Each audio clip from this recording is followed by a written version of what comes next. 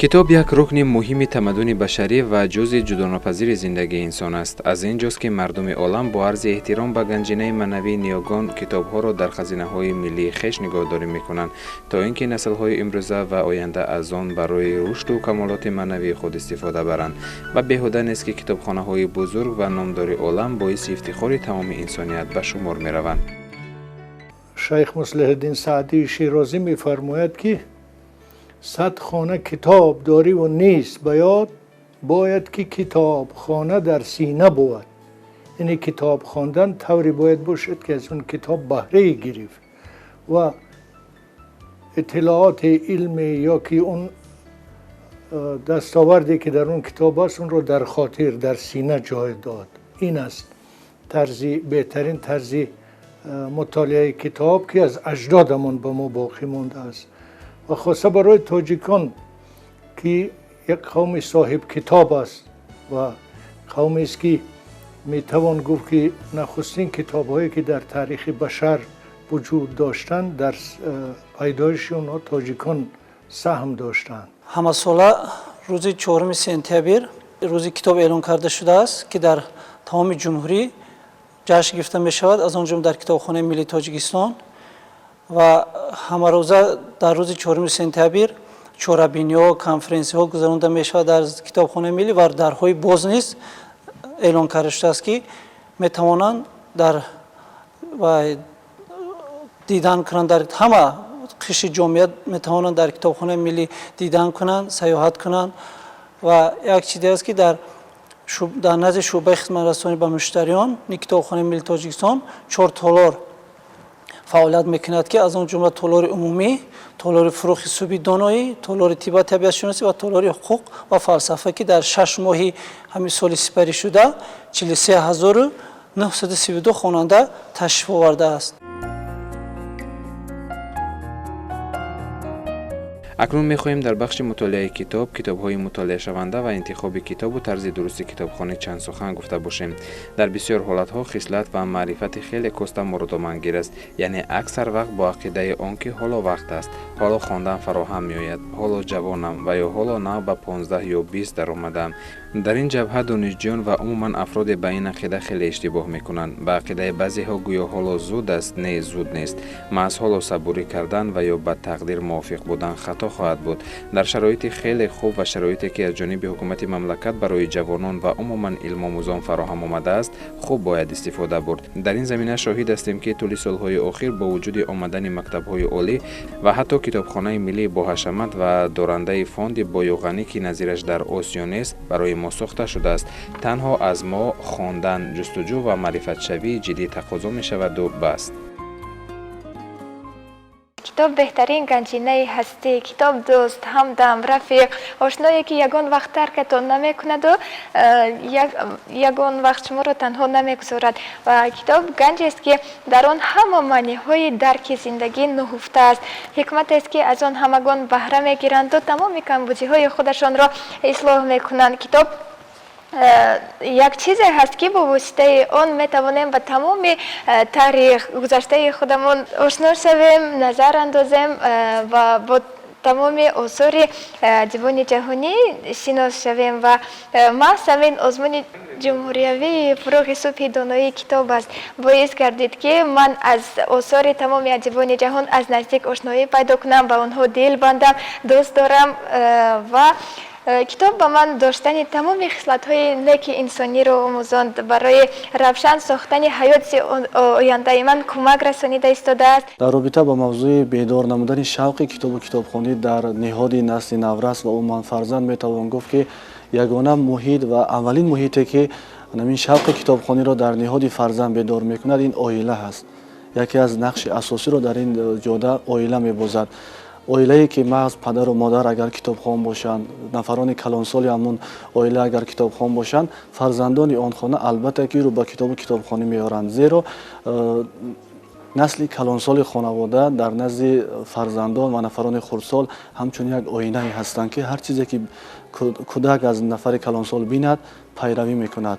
از این خاطر باید پیش از همه پدر و مادر خود کتابخوان باشد و کتاب دوست باشد. در شعبه کودکان و نورسان همه روزه در یک روز зиёда аз 50 то 150 нафар хонандагон меоянд, ташриф меоранд ва бештар дар айни таҳтил бисёртар мегарданд ва барномаҳое ҳастанд ки бо ҳаёти солим, инчунин бо вазорати ҳамкории зич бо вазорати тандурустӣ ва кумитаи ҳолатҳои фавқулода низ мо баргузор мегардонем бо хонандагон ки хонандагон бо ҳамин тариқ ҳаваси кӯдакро ба китобхонӣ рӯ меоварад. Ва боз дорем инчунин газетаи пайрав ҳаст, маҷалаи пайрав ҳаст, дар шуба ворид мегардад ки ҳар як кӯдак ки навқалам дар ҳамин газетаи пайрав як ҳикояи худро, як шеъре ки эҷод кардааст худро дар ин ҷо сабт мегардад ва кӯдак бо ҳамин тариқ ҳавасаш дар ҷодаи китобхонӣ бештару бештар мегардад. албатта масъалаи хонишро нодида гирифтан ин кори имрӯзаро ба фардо гузоштан аҳамияти маърифатии китобро ночиз донистан аст. ин ба дарки ҳар фарду ҳар шахс дорои маърифат дошта ё маърифат надошта вобаста аст. инро вақт нишон хоҳад дод. аммо алон кадом китобҳоро бихонем? китобҳои содаву саргармкунанда ва ё китобҳое ки моро рӯҳан беҳ мегардонаду барои фароҳам намудани илми мо кӯмак мекунад? имрӯз ки миллионҳо китобҳо мавҷуданд, яъне як дарёи азими китоб мавҷуд аст ки аз байни онҳо бояд интихоб кард ва бояд асотиди донишгоҳҳо ва қабл аз ҳама муаллимони мактабҳо бояд афроде бошанд ки тасаввуроти роҷи ба он китобҳо дошта бошанд, яъне битавонанд ба шогирдон тавсия کنند خواندن کتاب‌هایی را توصیه کنند یا از اونها بهره توان برداشت.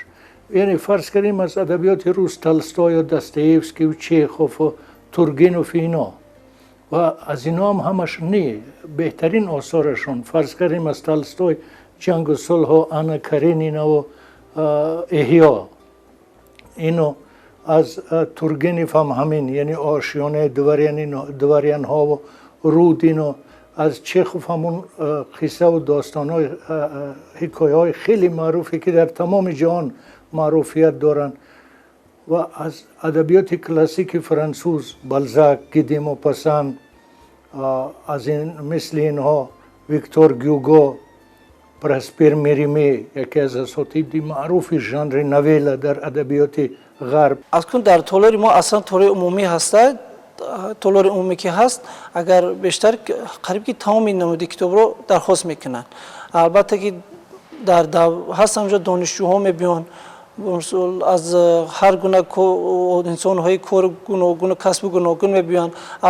خیلی بگیم که طولاری حقوق و فلسفه بیشتر حقوقشناسا فلسفه دانا همراه در خدمت میکنند. طولار تی باشد در روی اختصاصی تیبی خدمت میکند. از طولار فروغ سوبیدانی بیشتری مخصوصا برای اشتراکچیان آزمون که اونها مثلا هر کس از روی نمینت خودش درخواست میکند. از طولار عمومی باشد از همه قشر جامعه از ما کتاب درخواست میکنند و ما با آنها خدمت رسانی میکنیم. واقعا هم کتاب چیزی است که میتواند انسان را به کلی تغییر بدهد و کتابخانه آن جای مقدس به حساب می رود که در آن مخزن خرد، علم، ادب، فلسفه، حکمت و عموما درس انسانگرایی و زندگی به کس آموزانیده می شود.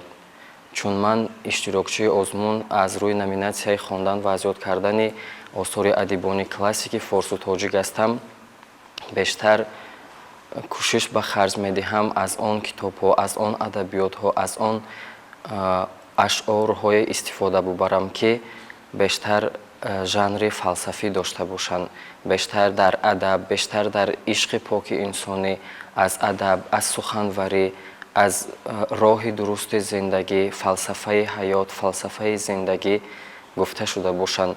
زیرا که هر یک شاعری که هر یک نویسنده که یک چیز می آفرد، یک چیز به قلم می آورد، дар он дили худро аввал дарҷ медиҳад ва баъдан маънии бениҳоят гарон дошта метавонад. Ҳар як шеър, ҳар як мисра, ҳар як байт, ҳар як каломе ки шахс мутолиа мекунад метавонад ки нақши бениҳоят муҳиме дар пешрафти зиндагии ӯ дошта бошад. ёде мекунам аз рӯзҳои ҷавонии худ ки вақте ки мо ҷавон будем устоди Турсунзодара шеъроша мехондем. қиссаи писари ватан чихел як чиша ман ба ёд мерам, як образша мегуфт ки саодат кокулашро тоб медод, ҳанӯз ӯ дидаашро об медод, ба пеши чашми қодир гашт намудор, ҳанӯз он ҷилваҳои қомати ёр.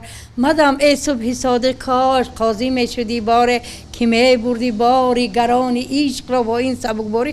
вақте ки ин қиссаи устод Турсунзода саодат қодира дӯст медоштанд, қодир ба ҷанг меравад, саодат шаби охирун кокулша тоб дода гирья карда солдат гусел мекунад ва рафта солдати курра гирифта. ин покӣ модари тоҷика бин, муҳаббати ҳақиқира бин ки оварда оила бунёд менанд, фарзанддор мешаванд. устод дар ин қиссаи худ ҳамин чиза шарҳ дода.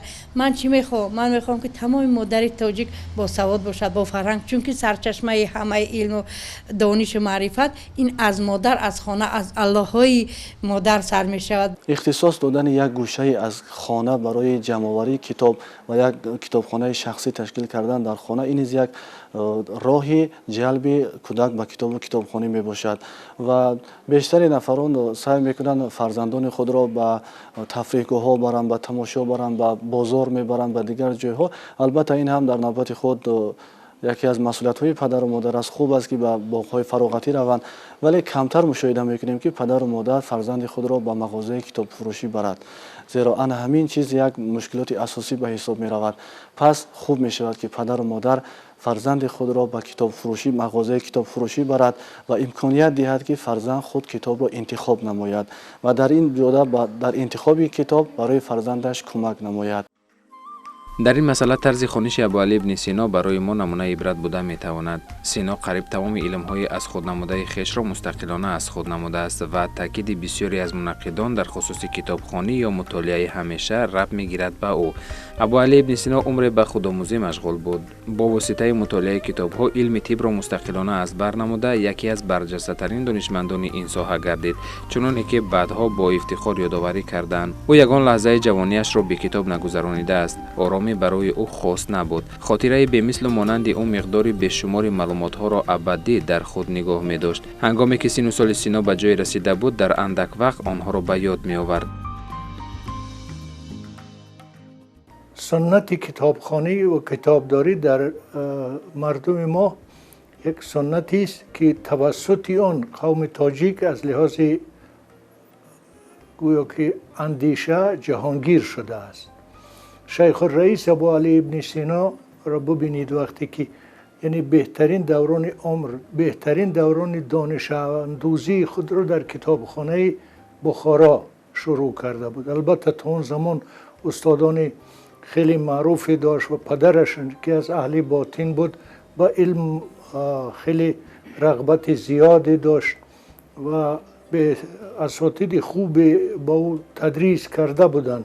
اما دانشی که در کتابخانه بخارا اندوخت بعد از معالجه یکی از امرای سامانی که با عنوان گویا که تحفه و با عنوان یک لطفی با او اجازت داد که از کتابخانه بخارا استفاده کند و همون چیزی که شیخ الرئیس از کتابخانه بخارا در تصویر میارد خودش خیلی چیز جالبی است که گواه بر آن است که تاجیکان کتابدار، قوم کتابدار بودند، قومی بودند که از کتاب استفاده بهینه عموما با عمل می آوردند.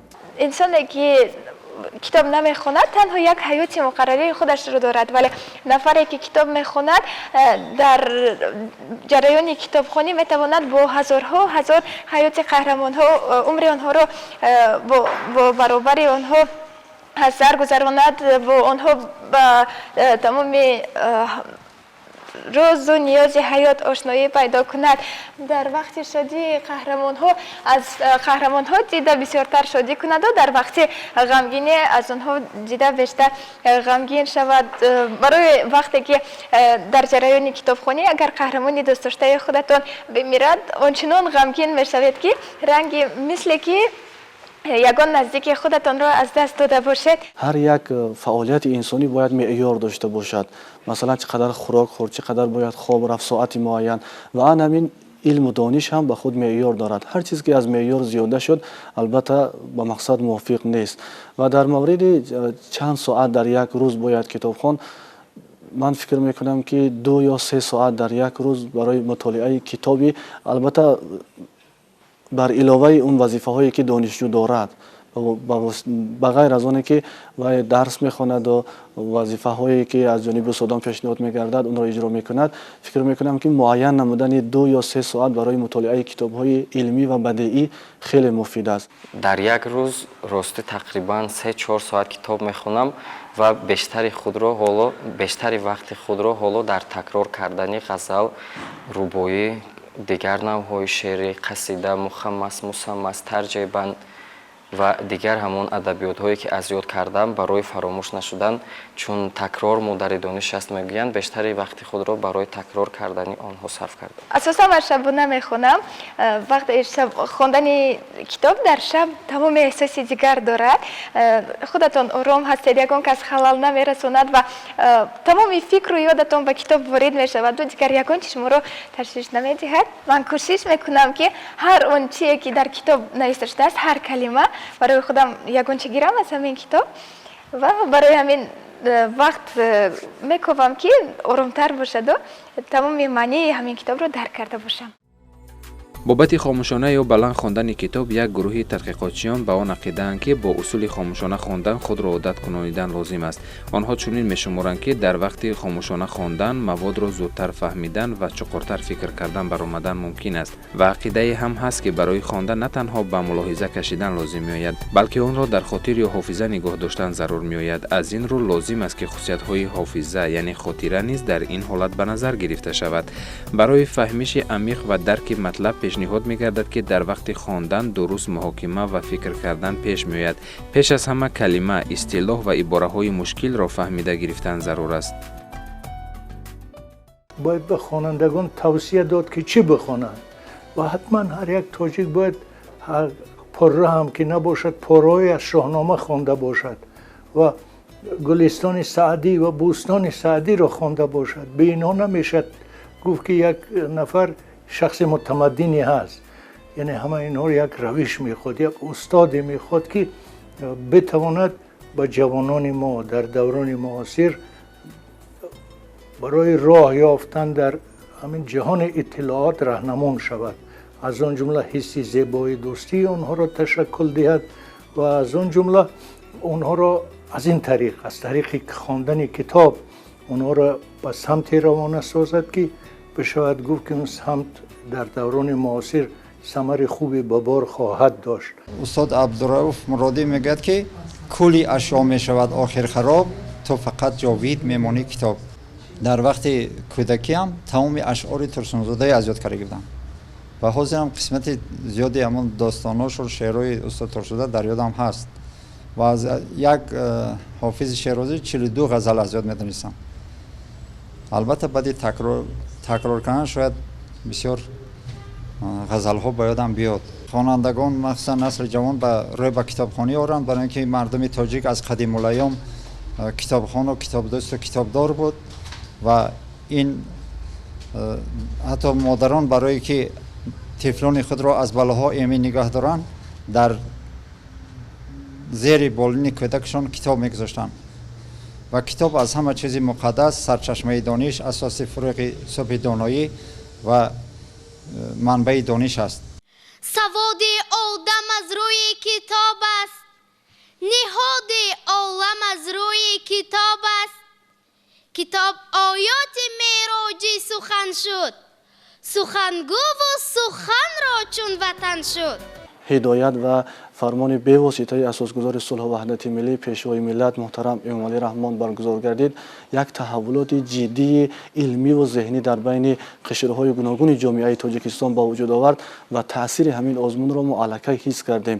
ҳеҷ кас тасаввур намекард ки дар як деҳаи дурдасти Тоҷикистон кӯдаке ҳаст 7сола 8сола ки зиёда аз 300 китоб мутолиа кардааст ва чандин ҳазор байт шеърро медонад. ман дар озмуни ҷумҳуриявии фурӯғи субҳи доноӣ аз рӯи ду номинатсия иштирок кардагӣ ҳастам. дар солҳои аввал аз рӯи номинатсияи хондан ва аз ёд кардани осори муосири тоҷик 2 сол иштирок кардам.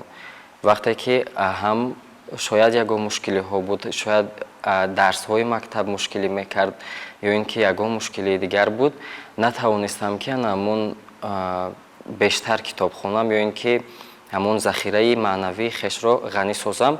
аз ҳамин сабаб дар озмун ғолиб наомадам ва роҳафтода ҳам нестам ва вақте ки солҳои нав оғоз мешуд, озмун аз сар баргузор мегардид, ба хулосае омадам ки агар каме ҳам бошад, аз номинатсияи муосир барои худ аллакай маълумот дорам, аллакай метавонам ки яъне ки шеърҳои адибони муосирро гуфта бошам ва хостам ки ҳамин истифода барамон на танҳо адабиёти муосир ва адабиёти классикро интихоб кардам. дар соли ҳозир имсол адабиёти классикро интихоб кардам ва ба шурӯъ намудам ба осори адибони классик ва то имрӯз аз осори адибони классики форсу тоҷик 142 ғазал, 157 рубоӣ, 600 мисра достон, 300 мисра қасида ва 460 мисра дигар навъҳои шеъриро мутолиа ва ҳифз намудам.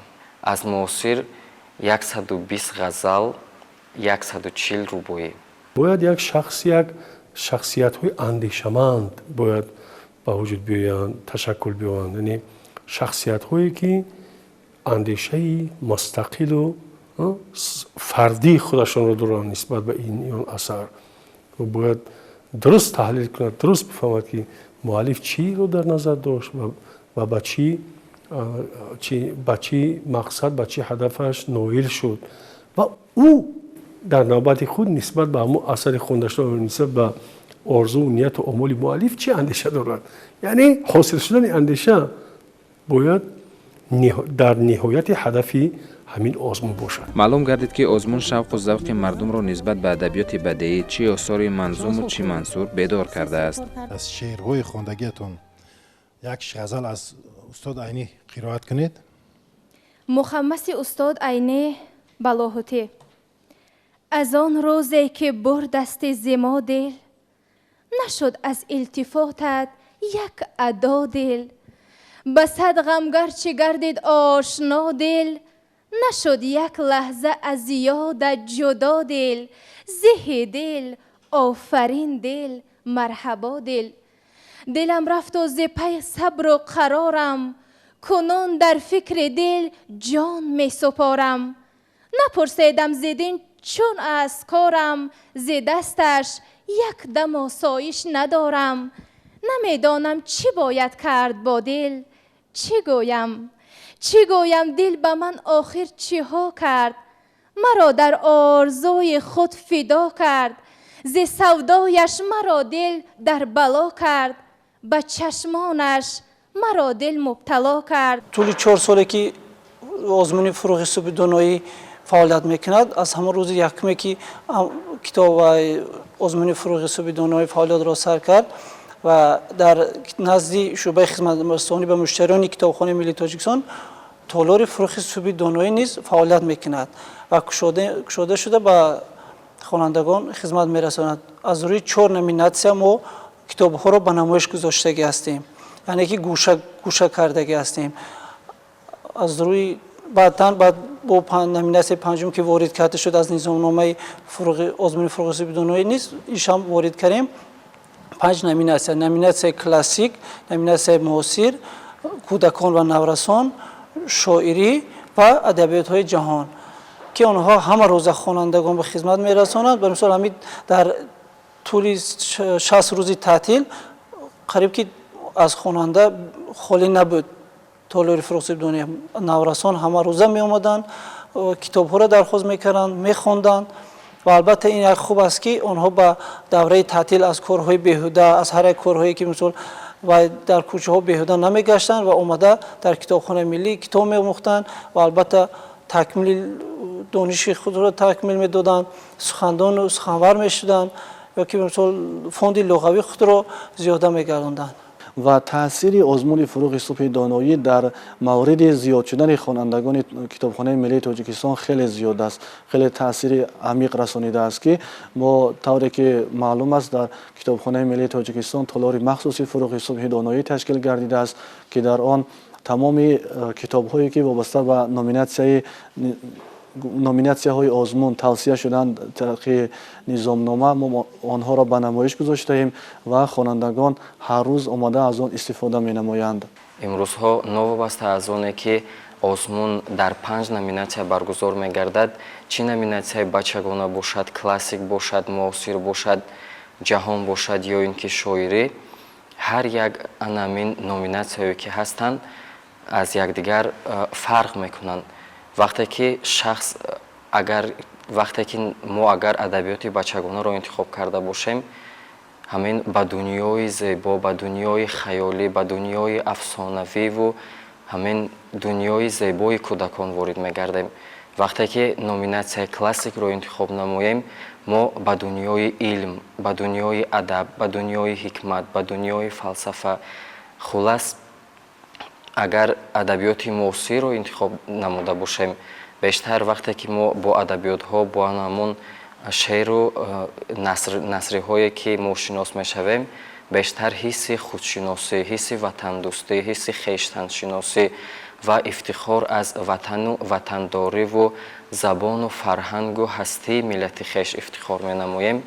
و اگر ادبیات جهان رو انتخاب نموده باشیم، ما در یک جا می نشینیم، در کتابخانه می نشینیم، در یک کلبه هم گویم خطا نمی کنیم. وقتی که در کلبه می شینیم، ما می توانیم تمام جهان رو سیر کنیم، از تمام فرهنگ، از هستی، از عنعنه، از عرف، از عادت، از طرز زندگانی کردن، از پیشروی ها، از خلاصه می توانیم از تمام انامین رویدادهایی که در جهان هستند، از شاعران آنها، از نویسنده های آنها، یعنی که در یک جا نشسته تمام مملکت ها رو سیر کرده باشیم.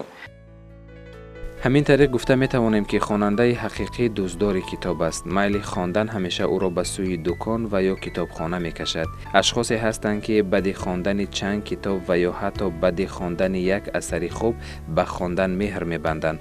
برای دیگران این عشق به آهستگی می آید.